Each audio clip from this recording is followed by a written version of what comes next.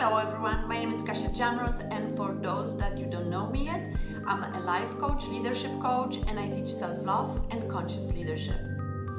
Do you ever feel stuck and you are not sure where to go from there? Well, today I want to offer you a technique that I use with my clients when dealing with traps of indecisions.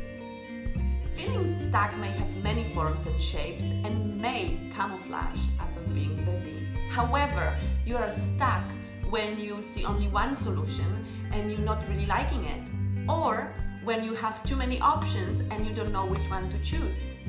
It can also look like you don't see any options and you don't know where to start, or you actually know what to do, but you can't get started.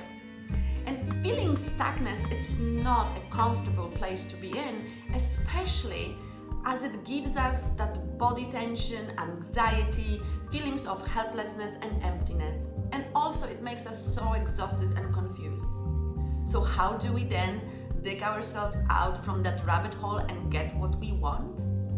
Well, the first step is to actually identify what is your challenge. A lot of times it's not what we think it is.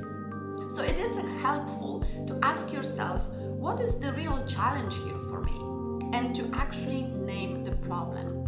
And once you know what is the real problem for you, ask, and what else?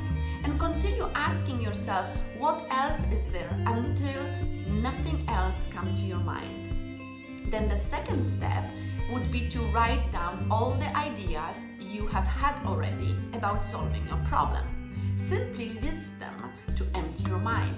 It will allow you to realize how many of ideas you actually have had, and also how many of them you actually have executed.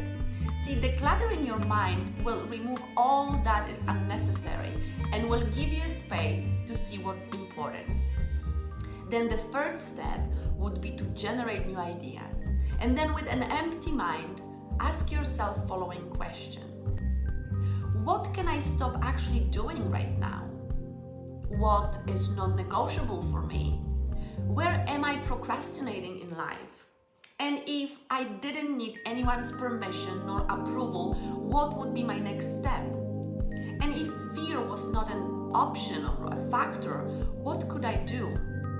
So with those simple questions, you can get moving and look around what is possible for you. And once you have some possible ideas generated, pause for a moment and consider the following. What would be the easiest way to approach it? What is the hardest option to take?